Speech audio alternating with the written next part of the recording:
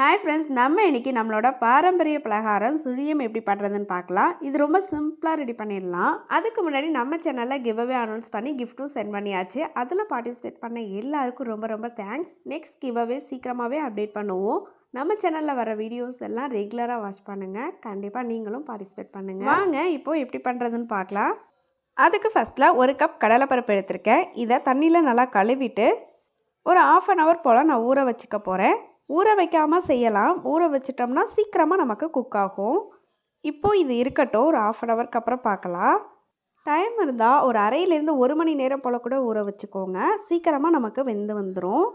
இப்போ பாருங்கள், நல்லா ஊறி ரெடியாக இருக்குது. இதை தண்ணி இல்லாமல் வடிச்சிட்டு ஒரு குக்கருக்கு மாற்றிக்கலாம். இது கூட பருப்பு மூழ்கிறது அளவுக்கு தண்ணி சேர்த்துக்கோங்க. குக்கர் க்ளோஸ் பண்ணிவிட்டு 2 விசில் வச்சுக்கோங்க. சூப்பராக வெந்து வந்துடும்.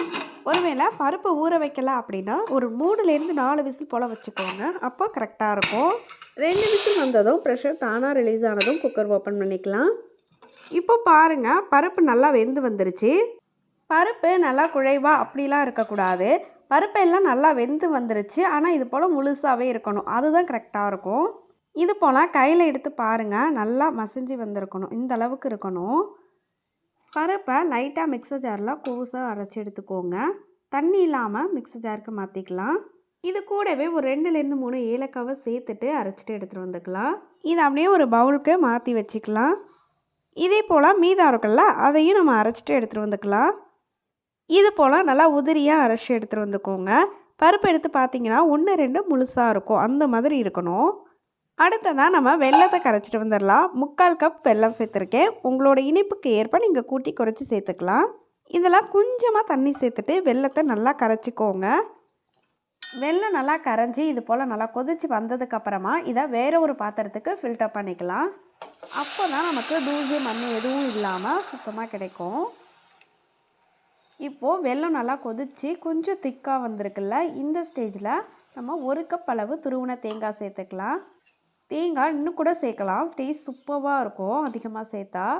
இது எல்லாத்தையும் நல்லா மிக்ஸ் பண்ணதுக்கப்புறமா நம்ம ஆல்ரெடி அரைச்சி வச்சுருக்கோம்ல கடலைப்பருப்பு, அதையும் இதுலேயே சேர்த்துட்டு நல்லா மிக்ஸ் பண்ணி எடுத்துக்கலாம். எல்லாத்தையும் சேர்த்துட்டு நல்லா மிக்ஸ் பண்ணி எடுத்துக்கோங்க. பாகு பத்தாது போல் தெரியும், ஆனால் இதை நல்லா மிக்ஸ் பண்ணுறப்போ கரெக்டாக இருக்கும். ஸ்டவ்வை ரொம்ப மீடியம் ஃப்ளேம்லேயே வச்சு இது பண்ணிங்கன்னா நல்லா இலகலாக சூப்பராக வந்துடும்.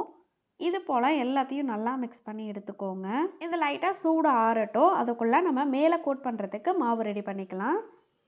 ஒரு பவுலில் 1 கப் மைதா மாவு சேர்த்துக்கோங்க. கூடவே கொஞ்சமாக உப்பு சேர்த்துட்டு கொஞ்சம் கொஞ்சமாக தண்ணி சேர்த்து நல்லா திக்கான பேட்டராக ரெடி பண்ணி எடுத்துக்கோங்க. இது போல் ரெடி பண்ணி எடுத்துக்கோங்க. ரொம்ப தண்ணியாக இருக்கக்கூடாது, அதே மாதிரி ரொம்பவும் திக்காக இருக்கக்கூடாது. இப்போது நம்மளோட உள்ளே வைக்கக்கூடிய ஸ்டஃபிங்கும் சூடாரி ரெடியாக இருக்குது. இதை குட்டி குட்டி பாலாக உருட்டி எடுத்துக்கலாம். உங்களோட விருப்பம் எந்த அளவுக்கு வேணுமோ அந்த மாதிரி சைஸில் உருட்டிக்கோங்க. இதே போல் எல்லாமே உருட்டி ரெடியாக எடுத்து வச்சுக்கோங்க. நம்ம ரெடி பண்ண உருண்டையை மைதா மாவில் நல்லா கோட் பண்ணிவிட்டு இதை அப்படியே எடுத்து சூடாக இருக்கிற எண்ணெயில் சேர்த்துற வேண்டியது தான். லைட்டாக மாவை எண்ணெயில் விட்டு பாருங்கள். போட்டவுடனே மேலே எலும்பி வரதில்ல, இந்த மாதிரி இருக்கணும். ஒவ்வொரு உருண்டைகளாக மாவில் கோட் பண்ணி சூடாக இருக்கிற எண்ணெயில் சேர்த்துருங்க.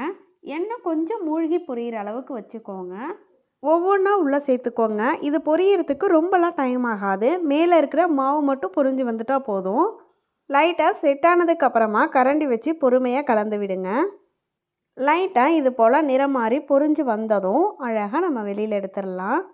அவ்வளோதான், நம்மளோட டேஸ்டி அண்ட் சிம்பிள் சுழியம் ரெடி. கண்டிப்பாக ட்ரை பண்ணி பாருங்கள். வீடியோ பிடிச்சிருந்தால் மறக்காமல் சப்ஸ்கிரைப் பண்ணி சப்போர்ட் பண்ணுங்கள். இது வரைக்கும் சப்போர்ட் பண்ணி சப்ஸ்கிரைப் பண்ண உங்கள் எல்லாருக்கும் ரொம்ப ரொம்ப ரொம்ப thanks. Thank you for watching. Have a nice day.